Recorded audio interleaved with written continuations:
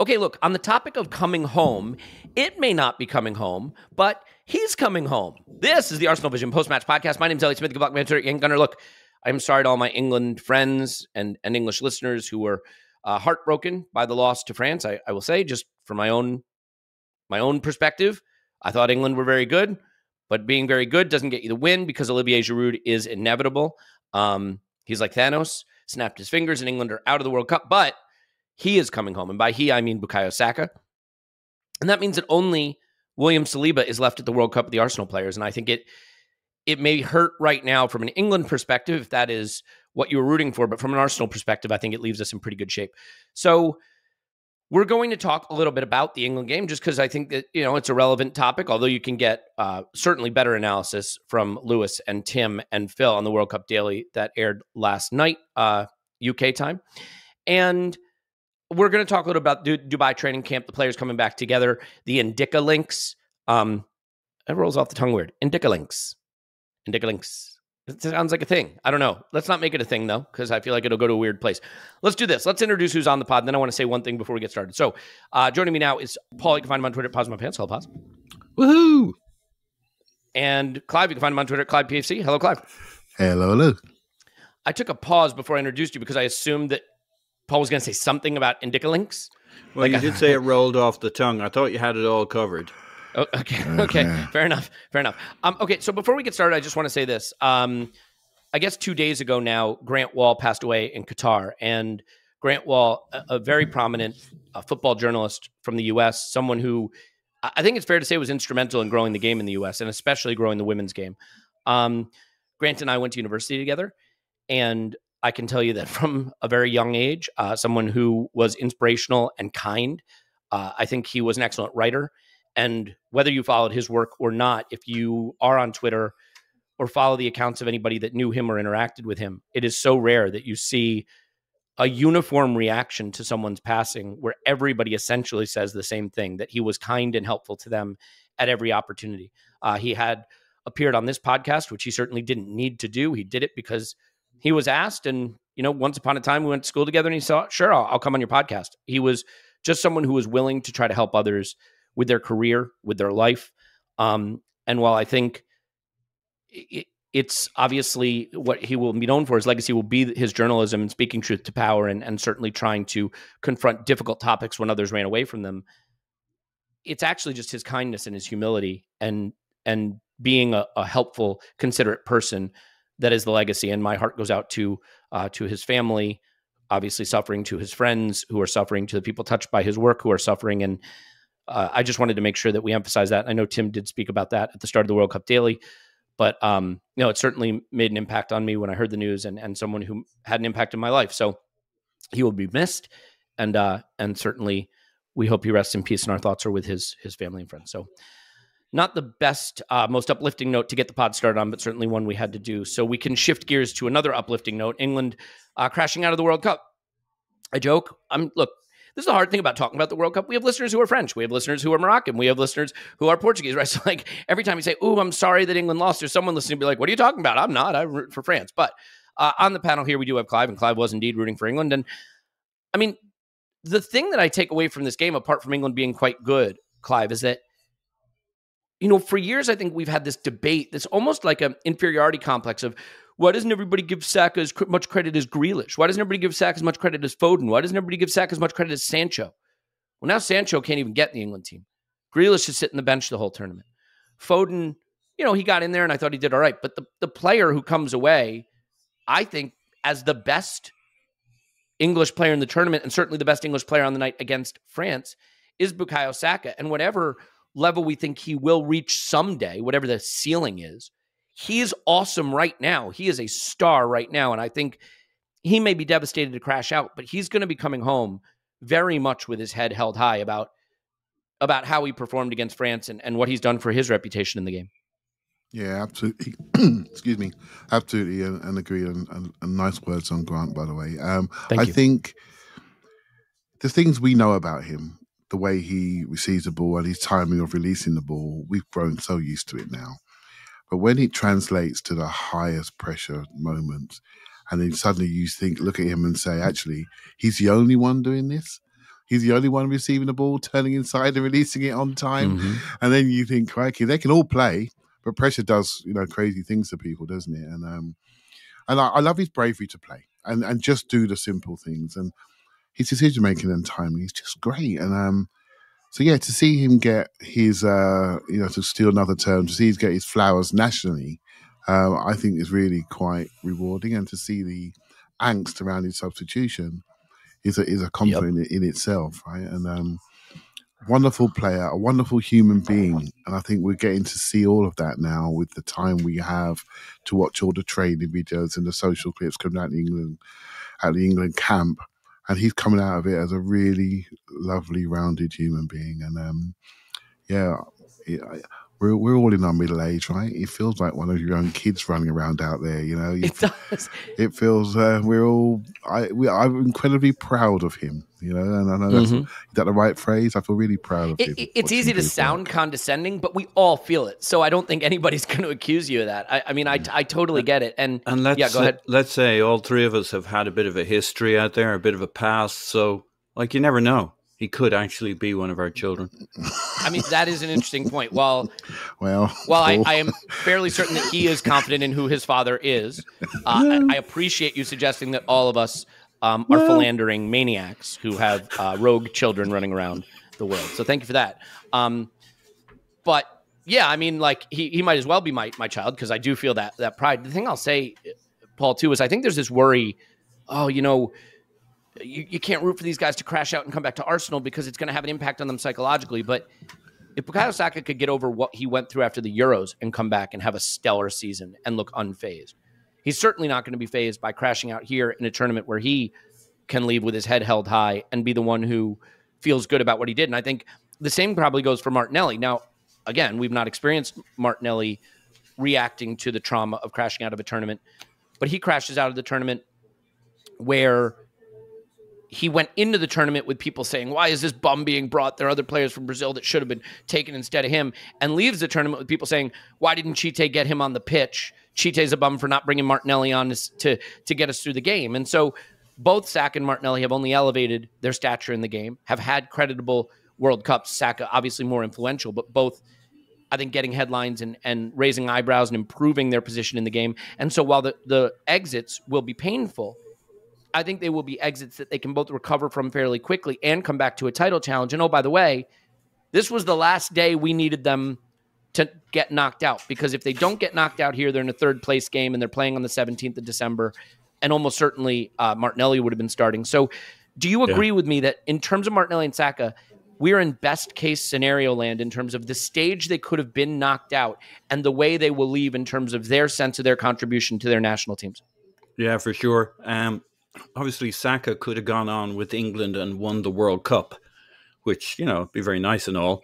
But probably not for Arsenal. Yeah, probably not for Arsenal. The English might get a bit unbearable. You know how they get. So we can't have that. Thanks, Paul. You're helping the cause here, man. Thanks, man. Well, look, England are basically like Ireland, football-wise, just a lot better. But basically like Ireland. It's not for them. So you have this issue that, the alternative is Saka goes on to win or lose in the final. I don't think, apart from the time thing, the psychology thing of either side of that, let's say it's a big gamble. It could take a long time to come down from that or to come up from that. Can I say something controversial and you tell me if you agree? Yeah. I think getting knocked out now where he did will be easier psychologically to come back into the team from than had he won the World Cup. I almost think the worst case scenario for our player is to win the World Cup, because anything you would have had to do at club level after that would have felt trivial in some respects. Yeah, I really felt that was what I was saying. Oh, okay. So now that I've restated it, it sounds a lot more accurate in my head. So good. Okay, we can move on. The viewers can listen and decide which version of that they preferred. Of a horrible feeling, they'll say you were far more eloquent and clear. But I can live with hey, that. We'll leave it out there. Look, he's going to come out of this with his future bright, incredibly bright. Both him and Martinelli are going to come out of this World Cup amazingly enhanced in terms of what their futures are. They themselves will feel they got 5-6 World Cups ahead of them, because that's what you feel when you're 21 or so. They may only have 3 or 2, but they'll feel they have 5, 6, or 7, that like the future is bright, that their frustrations, they'll carry that forward. And next time around, it won't be Harry fucking Kane that stays on the pitch. Mm-hmm. They didn't take off Harry Kane partly because he's a guy who could get that goal off a set piece at the end, but also because you can't take Harry Kane off. Well, next time around, you won't be able to take Bukayo Saka off as your sub. Mm-hmm. He's the best guy on the pitch, and you can't take him off because of what he is, how important he is to the team, to the psychology of that team. Martinelli has come in and had a big impact within the team and proven himself to be a guy that you want in your squad who can begin to make a difference.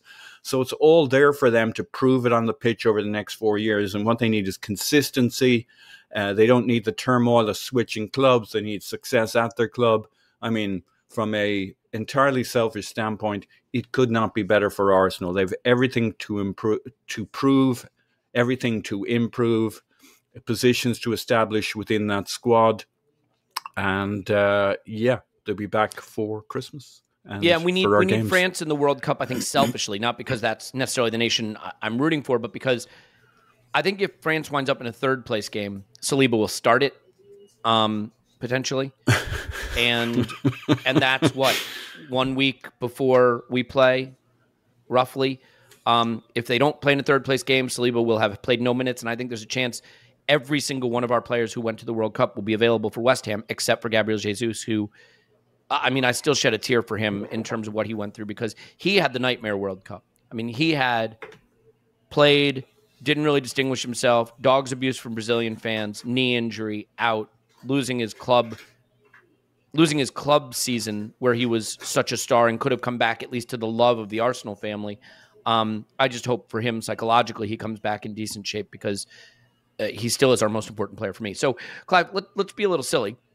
Let's speculate. Let's have a little bit of fun on some stuff. Harry Kane leaves the tournament now as the GOAT. I don't mean greatest of all time. I mean the scapegoat. He misses the penalty and England go out. Saka leaves the tournament where the lasting memory is he was the best player. I think the rules now are that Saka should get the treatment from the referees in the Premier League that Kane's been getting. We need to pass that torch. Saka will now, of course, be getting... By the way, what is it with Saka? Because the same protection he doesn't get in the Premier League, he wasn't getting it in this World Cup game either. Like, he was just getting kicked to pieces again. There's something about this poor guy, so strong in his lower body, so able to hold the ball up, so clever. Now, granted, he did win a penalty, but like lots of kicking went on there. I think he also turned his ankle on one of those fouls that wasn't called, and so I'm hoping that wasn't one of the reasons he came off. But, Clive, I mean, might we start to see a Bukayo Saka who does get a little bit more love from referees in the Premier League and stuff? I mean, when you are a important player for England, I think you do get the benefit, and I will accept that there may be societal issues that make this different versus Harry Kane that we don't necessarily have to probe, but I'm curious, unless you want to, in which case you certainly can. The point being, I'm ready for Bukayo Saka to get the Harry Kane referee treatment. How about you? Yeah. Of course I am, but it's not going to happen, right? Because he plays for the Arsenal, and that's what happens, right? So, and maybe that's not the only reason, to be fair. But yeah, well, I'm not going to go there, right? So, yeah, we're all thinking it. Golden boy, golden locks Harry, didn't get that penalty in the first half, which looked like a penalty, by the way. He's getting that penalty in the Premier League, that's for sure. And that player being banished to the stands for going near him. So yeah, could he miss a penalty against us, by the way, just once? Like, he never even looks like missing, and then he puts this one in Rosette. Like, come on, man. Yeah, I mean, he's anyway, please. He is. I'm not going to go into Kane. I think with Saka, we all know his skill sets, and there are times, he's a clever player as well. Come on, we're adults here. He sometimes he leaves his legs in, sometimes he gets his legs kicked off, right? So it's all part of the game. But the trick of the game is, he accelerates, he drives into spaces where others don't want to tread, and he's in control of the ball, mostly on his safe side, and people are reaching around trying to get it off him. He's in charge of the duel. Give him the foul that he has earned. It's as simple as that. He's doing all this at top speed. I think sometimes referees just get they just don't see it. There was a period, remember when Bell had a period when he was just running all the time and falling over and people wondering what he was doing? And it took a while for people to work out his game, and people say, look, he's at speed, he's diving. Well, it was bad. He was diving quite a lot. However, sometimes when you're at speed, people don't recognise the contact is required to knock you over. Yeah, absolutely. And I don't want to be all conspiracy theorist. There's enough of them out there. But I would like to see him get a little bit more protection because, touch wood, we can see these are proper collisions, some of these. On that first foul on the goal, on the French first goal, if you look at the way he was bundled over, his knee and his leg was in a very ACL-type position, and he managed to kick his foot off the floor to stop that collapse inward. And that's all it takes, right? That's all it takes. And so at some point, we got to look after him. We got to look after him, make sure he gets the protection he deserves. Not just him, it's Martinelli as well. And one thing about our team, and I want to see us add more of it, we have lots of carriers. We have lots of... Jesus is a dribbler, carrier, into contact. Martinelli the same. Odegaard the same. We like carriers in our team, and I love that about our Saka as well, because carriers create new pictures. And sometimes with us, we look so creative because we have these creative wing forwards that can really carry the ball and create new angles.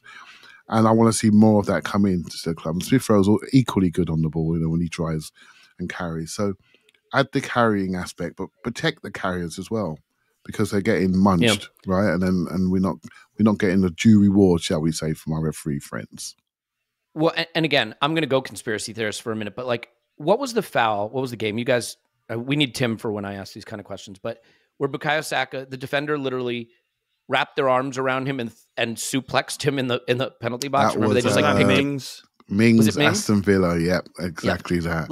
I'm sorry, if that exact foul happened on Boxing Day after England's Bukayo Saka had just come back, if someone did that to England's Bukayo Saka right after the World Cup, the referee's blowing up for them. Shall I tell you the one that's even worse than that? Do you remember the one Crystal Palace at home? Well, we're going back 2 seasons now, right? Where he just punts his ankle. No, he just booted him up the backside. Booted him up the back. I mean, he literally just booted him in the back. He take that full force. And it's the thing that's stunning about that, there was VAR back then too. That's one of the worst non-calls I've literally ever seen. But my point is, I think, and again, I could be wrong, I do think that his profile in the game has been elevated. And I think there are referees sometimes who are like, sorry, mate, you gotta earn the respect to get my whistle here. You gotta do something in the game before I'm gonna give you these kind of calls. Well, he's done something in the game now, and he's earning it. And I think we've even seen it. I think Arsenal have had more calls go for us this season in a title race when we're good than we've had go for us in past seasons. I know there's one big one that didn't go for us in Old Trafford, but I'm not bitter about it at all. He never mentioned it, actually. But I think we're going to start to see Saka get some of these calls. Now, it's interesting. Clive, I'll stay with you just for a second because, Paul, I want to get your thought on this too. Over the last few seasons, Mount, Grealish, Foden, Sancho, the young English players who are all better than Saka. And just one by one, Sancho, Mount, Sancho's out of the England team. Mount loses his starting place, right? Grealish, not a starter for England. Foden in now the team. Saka becomes the player you have to have on the pitch because he enables so many things. And I mean, I think this also goes to the contract point when we were saying, give him 200 grand. And there was sort of this, almost this eye roll. Why are you going to give a 20-year-old 200 grand? But I'm sorry, guys. This is the best young player in England. This is the best young English player. And you're not going to get him for $125 a week. So I'm curious, Clive, where you see him in the hierarchy of those players I listed, and whether we need to start being a lot more realistic about what a player at that point of the hierarchy is going to need to stay at Arsenal.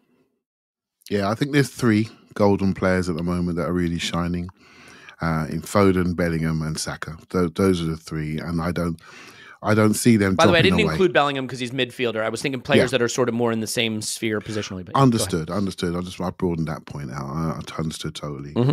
I think those three are really starting to stand up and stand out, and whether Foden's position has been found, I don't think it has. I think he's got to be in the interior, and the sooner he gets there, the better. And we need to think about how we populate the wide areas. I think Saka's really nailing his side down, and I don't see, Sterling seems to be on the way down slightly. Rashford is in peak age and needs to be as consistent as he was in this tournament, and I think he can do a fine job off the left. So I think there's opportunities there, but Saka's right there, and he looks like a marketing man's dream, doesn't he? The humble, nice kid that basically lives a good life, God-fearing man, just doing things properly. And what can you say? I think for Arsenal, we have this incredible asset, that's homegrown, been with us since he was 7-8 years of old. He's the prime example of something that what we tried to do. Can you imagine all of the hours that's been put into this individual to grow to this level and how dedicated he's having to be? I think he grew up in West London around the Ealing area. And I'm telling you, that's not an easy journey to get across the Hale End. Imagine doing that 3, 4, 5 times a week, right? And then going into the scholarship. I mean, honestly, guys, I can tell you, to be in academy and to do it for that long, it's a huge commitment to the family. And to see him come through, they must be incredibly proud of him. And the club must be incredibly proud of him to see not just the football side of things, but the mentality of him, and I think that's the bonus. And hey, look, we have got something on our hands here. We really have. Special boy. I work from home, and I consider it a sacrifice to make the commute from my bedroom to the home office. So kudos to Bukayo. I do have to say, the club may be proud of him, Clive. That admin on Twitter risked it all yesterday. I don't know if you saw this, but right at full time. Now, look, I know you got to celebrate your players. But right at full time, the official Arsenal account tweeted out basically like, congrats to our Wilo, a World Cup semifinalist, with him draped in the French flag. And I'm like, boy, that's it. Our Wilo, fist bump, a World Cup semifinalist, heart. And I'm like, mate, I don't know if I'd be posting that as an English club right after England was knocked out. And the replies were sensible, of course, and controlled. I'm wondering who this Wilo is. It's Willow, not Wilo. What are you talking about? Willow. I'm confusing that with someone in our Patreon Discord. A troublemaker, no less. So, I mean, who knows? Maybe Saliba's in our Patreon Discord. Okay, Paul, your thoughts on not just the hierarchy, but look, I hate to make this a whiskers conversation. That's not my point. Isn't that we're going to lose Saka? I have no doubt whatsoever that Bukayo Saka is going to stay. Just in terms of us needing to appreciate that the guy who is now the young English player, maybe him, Bellingham, and Foden. I agree with Clive that that's the triumvirate, but like, you're not getting a discount on that. Even if he loves the club, you got to, and you shouldn't ask for a discount because you want the player to feel they've been properly rewarded for how good they are in their contribution, Yeah. Look, we can afford to pay Saka what he's worth. I think the challenge sometimes with a player like this, who is the future, who's going to get better, is to be able to pay him what he deserves and to be able to justify it to the rest of the team and the squad. And like what you're praying for is that Saka does enough that you can turn around when, I don't know, player X, Y, and Z come in and say, oh, you paid Saka this, I want that. And they say, well, actually, you haven't done all the things that Saka did, right? Yeah. So what he is doing before the world, showing his quality on the biggest stage, makes it a hell of a lot easier. Look, it's never the problem paying one player. It's when it pulls up the whole pyramid and everybody starts coming in because that's Arsene Wenger used to talk about that a lot. He used to talk about how if you start paying a couple players outsized wages, everybody else is going to get pulled along. Yeah. Yeah. So you don't mind paying high wages. You mind paying outsized wages. If you have a brilliant player, like, you can afford to pay that one brilliant player. So I think he's done the club a favor by proving it. Had he not had a good tournament, That's a much tougher conversation because he's still going to want money in and around that. And you still got to justify it to everybody else. And they're like, well, what's he done that's so special? So they'd love to get him on cheap so they can keep bumping him up and take care of him. But it's not the worst thing in the world to give a great player a great contract when he's going to improve and improve and improve. On a couple of other points along the way related to Saka, I think you talked about all the young players who came along with him, whose careers are perhaps a little more squirrely. I think it's interesting that for Grealish, his current goals, aims, and ambitions are not so much to be a starter for the England team. He seems to be mostly trying to make sure he solidifies his place as Saka's best friend. So that's where he is in the hierarchy and where Saka is. Make sure he doesn't get pimped for BFF. And we may have gotten a little bit of help from Ben White, by the way, because he's a super important player for us, one of our more important players as well, one of our best. And I have absolutely no idea what happened with Ben White. I have no interest in indulging in any of the rumors. But all I will say is, whatever the reason he came home, if it means that Ben White isn't in the England setup for a while, that's no skin off our back. And I'm not sure to be skin off Ben White's back. So, that may have been a little bit of gift that we get there. Now, Clive, the Martinelli situation for me is somewhat similar. It's funny, just a week ago we were talking about, hey, our front three for West Ham could be Ryan Nelson, if you listen to the commentators from the Lyon match, because that's what they were calling him. Reece Nelson, Eddie Nketiah, and Fabio Vieira. And now it could be Gabriel Martinelli, Bukayo Saka, and Eddie Nketiah. By the way, I do think it's interesting that we have an Nketiah, and we may soon have an Ndicka. And I'm wondering if, similar to how you have to speak Portuguese to get signed by Arsenal, the other way you can get signed by Arsenal if you have an N followed by a consonant to start your name. Just, I like to see patterns in the numbers, patterns in the letters. Ndicka, Nketiah. So yeah, in terms of Martinelli, again, a case of elevated his profile, won people over, showed his talent, didn't play too much, comes home at a time when he can be back for us. This Dubai camp now, and we're going to be playing Milan Tuesday, suddenly looks like an Arsenal squad. Sounds like Thomas Partey is back, Martinelli and Saka joining up. Xhaka's already back. I think he actually flew back to the Arsenal camp late in the second half of the Switzerland game. I mean, he was back so damn fast. I'm trying to think if there's Tomiyasu is back, I think. Yeah. So Ben White is joining up or has joined up. Sorry, he's there already. He's there. I will say, in terms of another Arsenal admin issue that I'm gonna take issue with social media. So everybody was battering the admin for some training pictures, and they're like, "Show us pictures of Zinchenko." I don't know if Zinchenko trains alone on a stationary bike with a wistful look in his eye was the picture we wanted to see. Like, they post all these happy clappy training pictures, and then there's a picture of Zinchenko on a bike alone in an empty room, wistfully looking into the sky. Like, why are you giving me that, man? That didn't help at all. But Clive, we're suddenly looking at a Dubai training camp that is essentially the whole squad aside from Saliba, and that's a hell of a better situation than we might have expected to be in.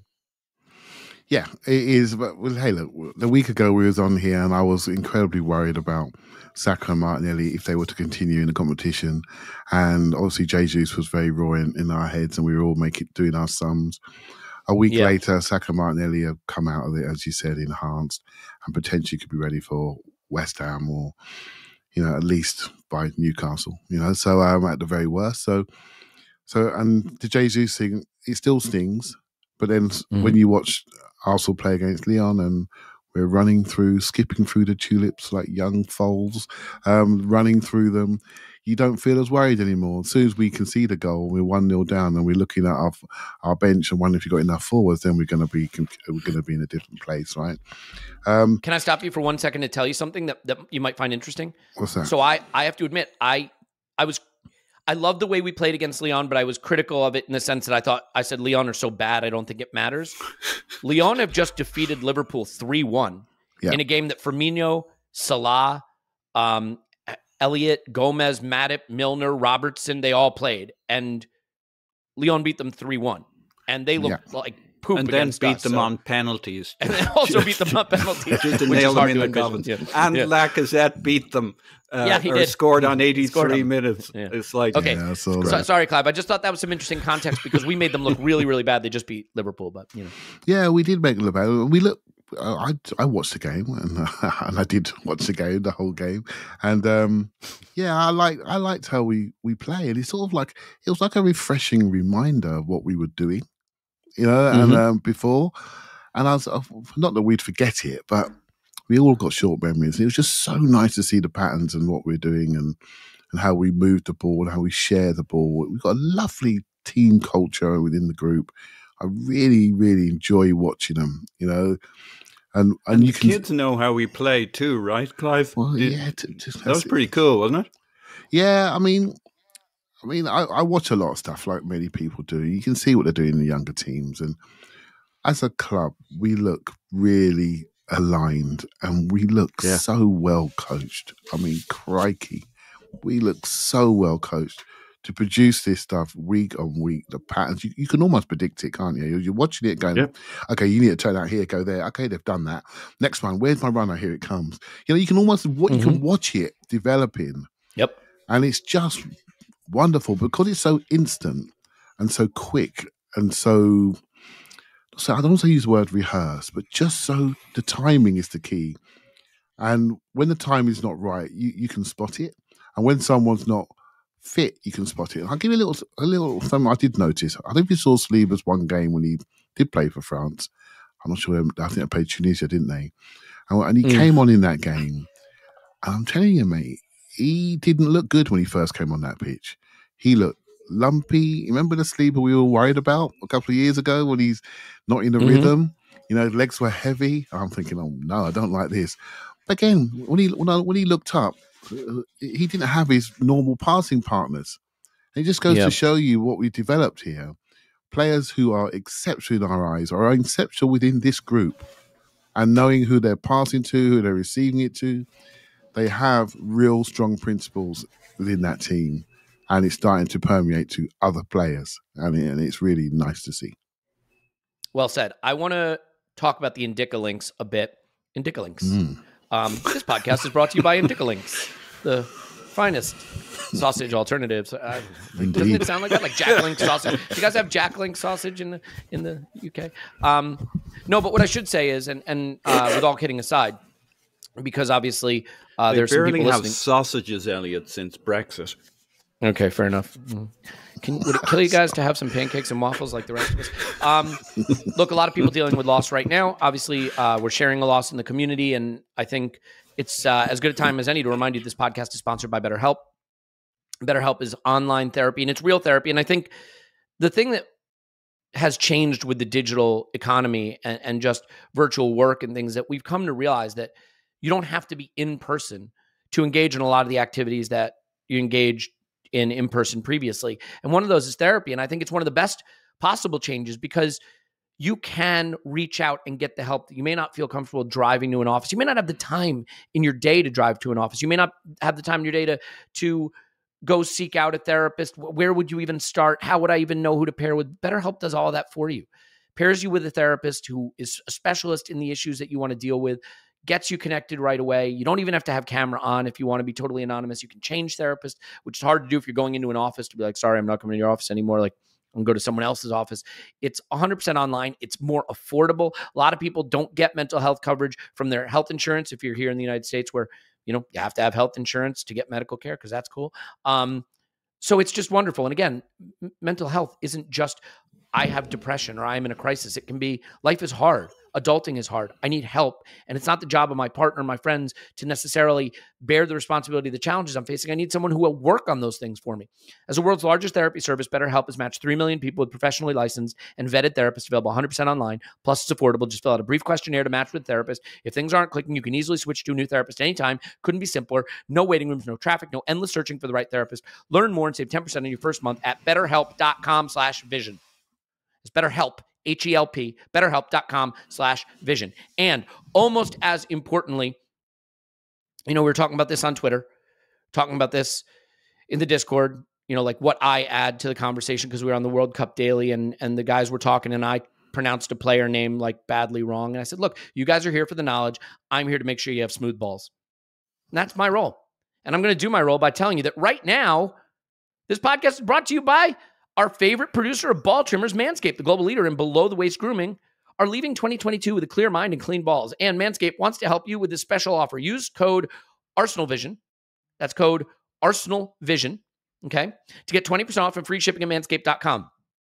All right, so what are some of the things you're going to get when you go to Manscaped? You got the Lawnmower 4.0, and you can get that in the Performance Package 4.0, okay? So it's a waterproof, wet-dry trimmer, purpose-built, right, with ceramic blades, skin-safe technology, meant to work on loose skin. So in other words, like it's not, meant not to like cut the skin. It's meant to cut the hair. Just seems like a pretty straightforward idea. There's also the Weed Whacker, which does ears and nose hair. And look, if you're getting to a certain age, you need to start thinking about that. It's got toners. It's got deodorants. It's got body washes, really everything you need. There's phenomenal boxer briefs. I use them when I exercise because they're really comfy. They keep everything where they need to be. And a shed travel bag. Look, go to manscaped.com, use promo code ArsenalVision, save 20% off and get free shipping.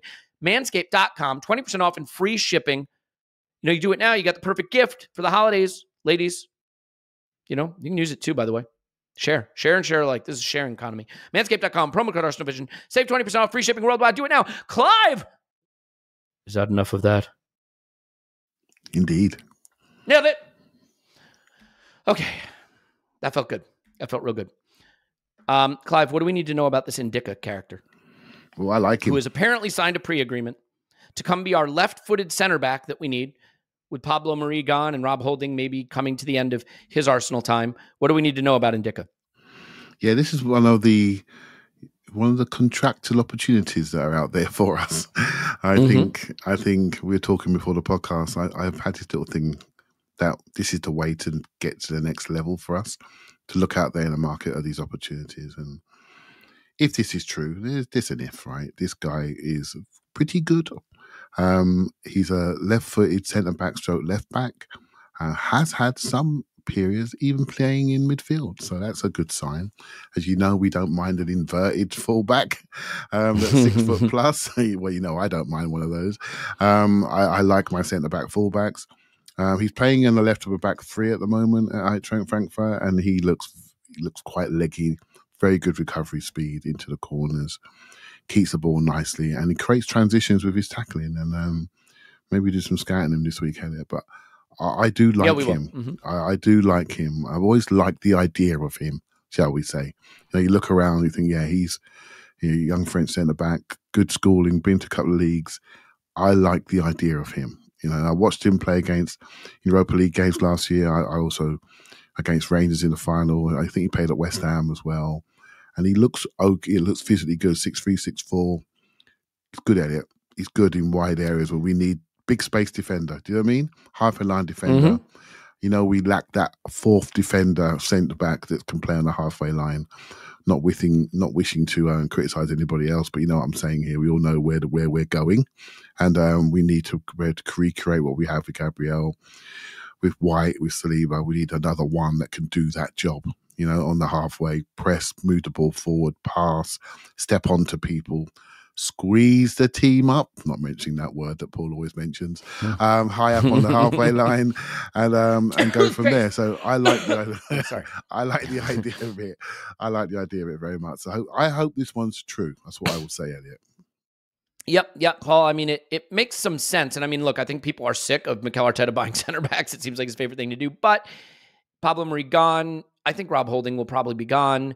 He likes to have a left footer on the left side. We know that. And especially with the way we pass out from the back, I can understand the need for it. There's a left-footed 23-year-old. He'll be 24 next season. Good age for a center back, right? Young-ish by center back standards. Doesn't have a bad injury track record. I will admit I'm a little scarred about hey, here's a good Bundesliga defender on a free that we can get. But hope springs eternal.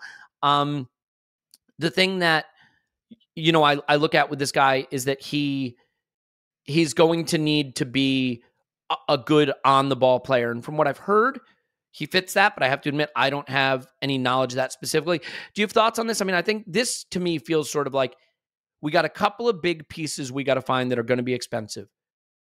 Going into next season, we might have 2 center backs, Saliba and Gabriel, and then 2 other center backs, in quotes, in Tomiyasu and White, who are actually really primarily our fullbacks. And so if Holding goes and Maria's gone, if you don't go get a center back, suddenly you are in, I think, a pretty thin situation at center back. So this feels like a really good, opportunistic, clever move to just quickly and efficiently address an area that could have become a problem if we didn't. Oh, and we caught you on mute.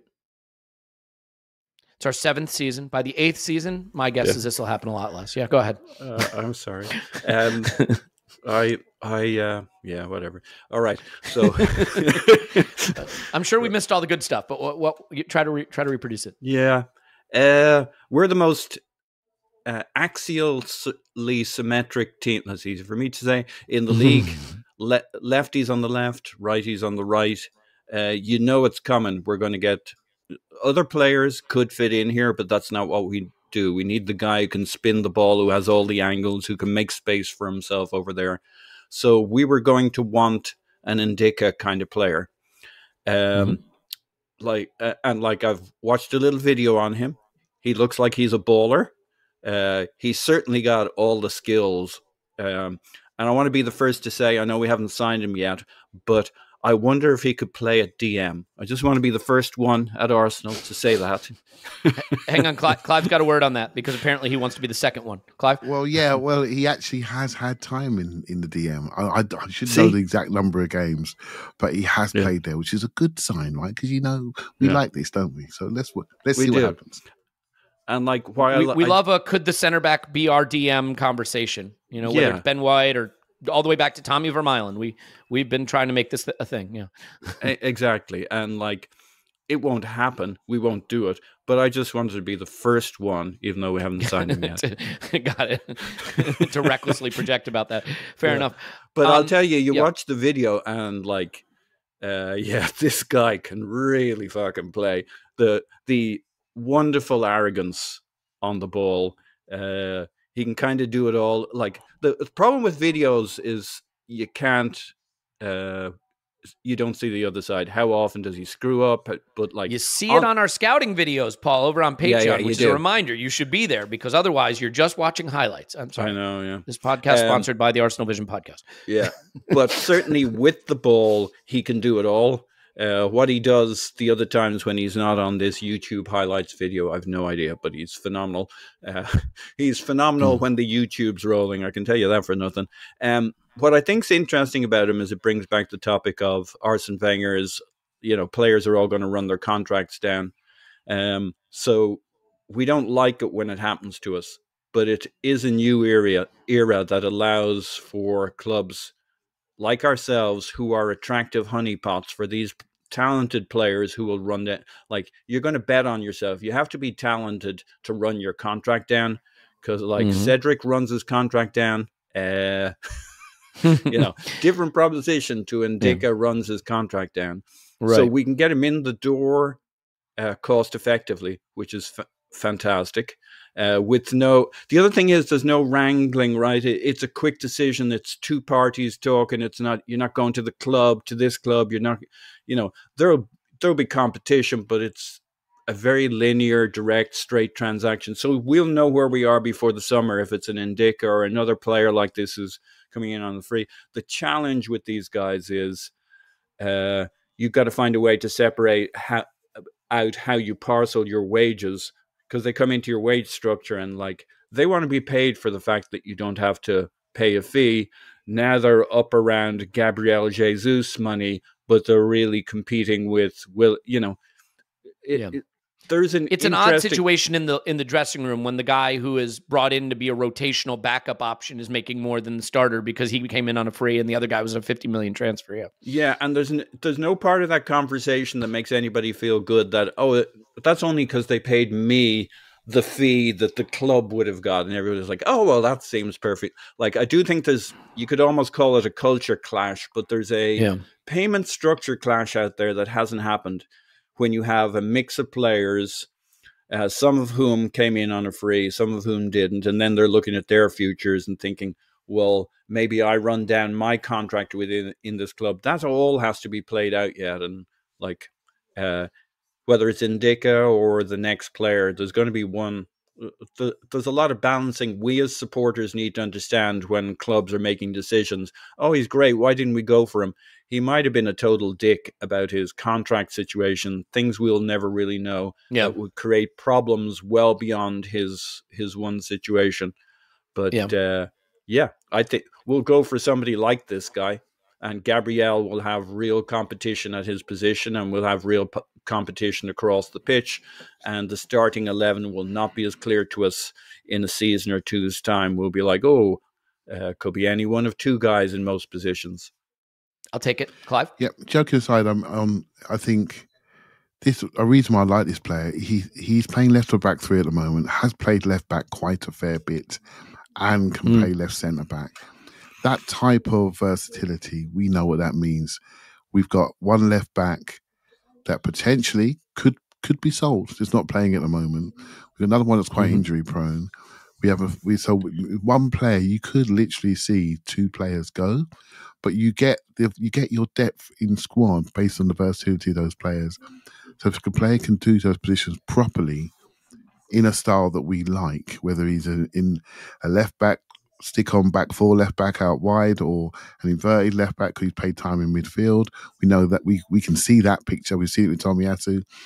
And also, left centre back never gets a chance to rest at our club because we like a left footer there. So suddenly you get depth from one player, and I think that's smart. And it is interesting, Clive. It's a very interesting point actually, because we've got two centre backs vying for right back position at the moment with Tomiyasu and White, right? So we're looking for those super flexible centre backs who can kind of arguably play a few positions on the pitch, including full back. So an interesting parallel on the other side, more so than Gabriel Magalhaes, I think, as a left back. Not that he couldn't do a job, but that would be doing a job, whereas White and Tomiyasu can actually ball on the right wing.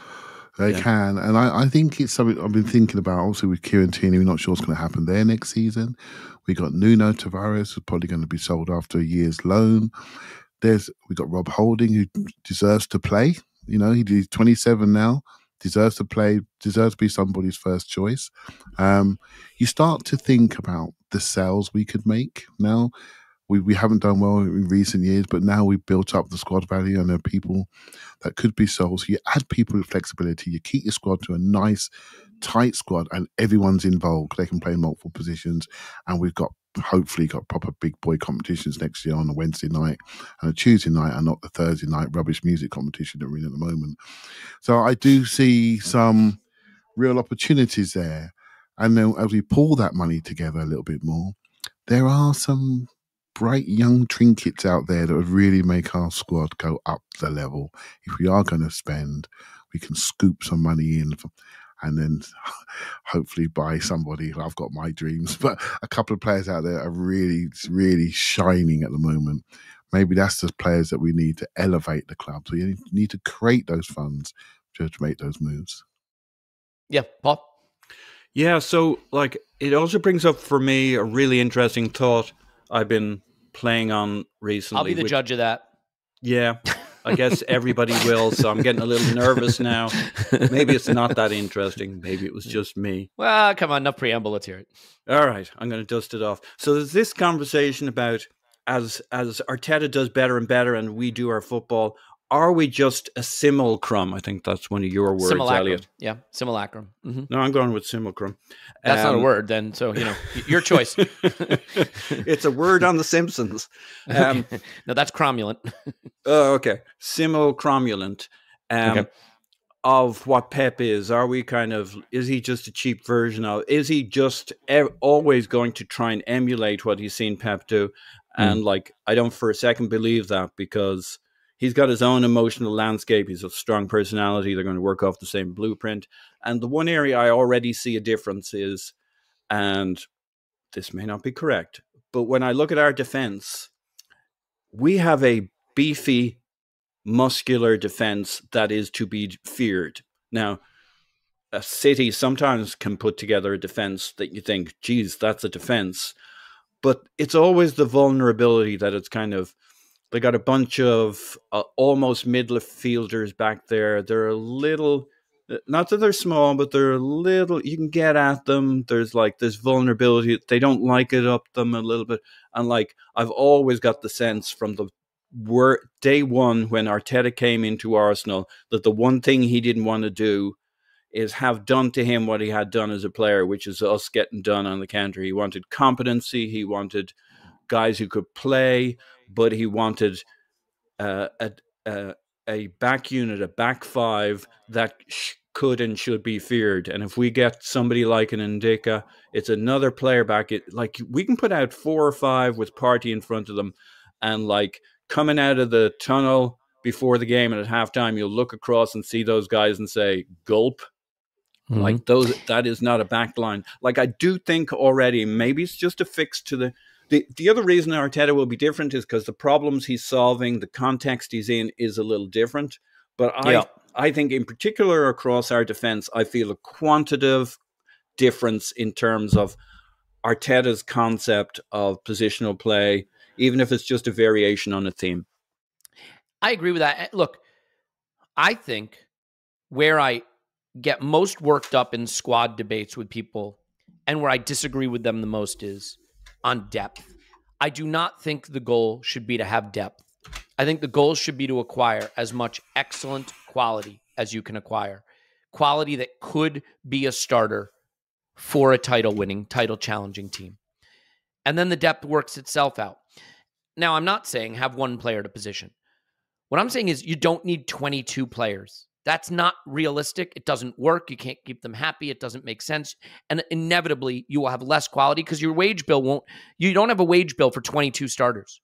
So what you need to have is 11 really freaking fantastic starters and 5 players, maybe 6, who are all right at that level and pushing for it. And then you fill the rest out with an academy kid you didn't expect to come through, or another academy, or a cheap punt buy that you made, like a Marquinhos or like a Martinelli, or that suddenly surprises you. So what I'm trying to say is, our next step, the reason I like the Ndicka thing is we need the player, we need the position. Fine, it's filled. Our next buy needs to be a Bellingham. It doesn't need to be a Cedric. It doesn't need to be an El Neni. It needs to be a Bellingham. It needs to be another Gabriel Jesus. If we're going to really push City this season and next season and the season after, it's not going to be because we got 4 or 5 pretty good guys who can sit on the bench and give us 500 minutes in a season. It's because we're getting another killer who's going to say to Thomas Partey, I'm coming, I'm taking your place because I'm better than you. Someone's going to say to Gabriel Jesus, you're on a 3-game run and not scoring, I can come in and I can score a hat trick. I'm better than you. And could say it to Martinelli and could say it to Saka. We need that extra layer. Smith Rowe might get to be one of those guys. That would be great. Right. But so I think that Clive was hitting on this, which is you don't need a huge group. That's not really realistic. Not for our club. You need 11 killers and 4 or 5 behind them who feel they're good enough to take someone's place and let the rest sort it out. Clive, you want to? We're not here for a long time. We're here for a good time. Exactly. So, Clive, you want to finish up on that thought? Not necessarily what Paul just said, which I don't understand, but what I said, which I also don't understand. Yeah, so Paul's got me off my train of thought. I think Arteta's intention was to have 22 players plus 3 goalkeepers, squad of 25. But within that 25, they don't all have to be the stars, as you said, right? So I am, there's a lot of, I'll say focus on the academy, but you get a chance to have a think about them a little bit more when there's no first team games ongoing at the moment. And so we have 3 or 4 academy kids that are really, really shining, really shining. And pathways have to be created for them. They're young at the moment. They're 16 years old. There's Miles Lewis Skelly and Ethan Wanier, which we know about. Lino Sosa, which we know about. Chai Patino, which we know about. They're 4 top level players that are coming into that squad. They are coming in, and that's it. It's just a matter of how we develop them. And it's in my mind, I'm thinking about what we want to do. We all want to see us elevate the club and get to the next level. In the back of my mind, I'm thinking as well, we have to make sure we develop these guys, whether they be out on loan, but make sure they can see a window for them in the team. We can't shut the window on them because we don't want them cheaply falling into other people's hands, because that would be really quite a sad thing, right? So, and we're back to Bukayo Saka again. He is the boy that's made them all think they can do it too. And the impact he's having in the academy must be massive. It must be. You couldn't ask for a better example, literally. So I think it's going to encourage more and more players to really try to exceed at Arsenal, exceed expectations and succeed. And I think there are players that no doubt, Man City are doing it very well at the moment, buying young talent from other clubs. If there are young talents from other clubs that are thinking about which clubs will give them a chance, we're right up there, aren't we? So we just need to make sure, although we all want the shiny new things, that we don't completely shut the door to those bright young talents. Yeah, well said. I think we should leave it there. We've still got World Cup dailies going every day. We're going to have Patreon scouting video probably on Ndicka, and then a couple of our loanees like Flo Balogun and Charlie Patino. Some interesting players, by the way, who will definitely have a role to play in the not too distant future. And we'll have more pods coming up, and we'll slowly but surely get our way back to the regular schedule as we shift gears from World Cup thinking to Arsenal thinking. As Arsenal do have a game on Tuesday, and we'll try to get an instant reaction out for that, as silly as that sounds, over on the Patreon side too. So we'd love to have you over there. But if you can't be over there, be over here. We just love having you here. Anywhere you are, wherever you are, we love you and thank you. Paul's on Twitter, Pods My Pants. Thanks, Paz. Woohoo! Clive's on Twitter, Clive PFC. Thanks, Clive. Thank you very much. My name is Elliot. Think about me on Twitter. Yank, and we love you. And you know what? Let's do this one. Well, we'll talk to you after Arsenal 10, Milan 0.